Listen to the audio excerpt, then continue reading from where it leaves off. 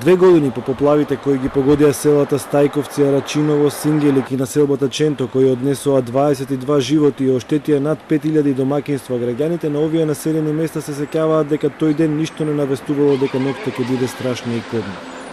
Тоа не го насетувал ниту Јаки Милиевски од селото Стајковци, кој со својата сопруга Нада се враќал од Трубарево каде што бил во посета на нивната ќерка која живее таму. Иако целиот свој работен век го поминал како возач, не можел ни да насети дека токму на пат ќе го стигне најголемата трагедија во неговиот живот. Невремето ги затекнало на обиколницата. Огромните 2 брана кои се судриле на обиколницата го одзеле животот на неговата сопруга, а тој самиот не знае како се спаси. Ја бил бос и жената не можеше да трпи. Тук, знаеше, ја искочи надвор, пуши цигаре, колата стои тука, на кола. После едно 15-20 минути е било сигурно. Само видовот патот од кај Радишане, овако нешто се премета по патот.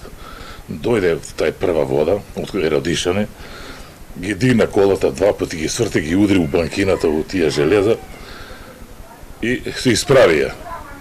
Нема, тој се вика минута, од кај срешал кога дојде тај вода, можда 3-4 метри ме дигна и више ништо не знам.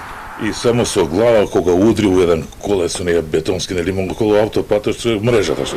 И се излеко горе, гледам оградата и кога се фати за тој колес, фати се за друг, во 10-тој, уште еден остана и викам тој, за тој се фатили саат и 40 минути. Го пронашле тројца млади кои му фрлиле јаже и го спасиле, а подоцна во ноќта Јаким дознал дека неговата сопруга починала. Градежните експерти по поплавите тврдеа дека пропустите на обиколницата немале доволно пропусна мог да ја акумулираат на дојдената вода од планините во правец на селото Црешево, а хидрометеоролозите на времето го опишуваа како појава која се случува еднаш во 1000 години. По поплавата, Управата за хидрометеоролошки работи излезе со анализа во која беше потенцирано дека тој ден во овој реон наврнале 95 литри на метар квадратен за многу краток период. Огромното количество вода која што наврнало, но и онаа која што се спуштало од планината кон обиколницата, направило на обиколницата да биде своевидна брана. Голем дел од жртвите кои што настрадаа во поплавата во 2016 година, настрадаа токму на обиколницата. Иако неговата куќа поминала речиси неоштетена поради трагедијата што ја преживеал со загубата на сопругата и 2 години по поплавите, тој со страв гледа во небото при секој посериозен дожд.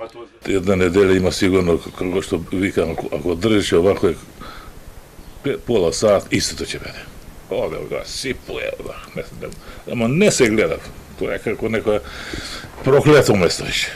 Јаким со тага во очите раскажува дека овие се тешки 2 години без неговата сопруга.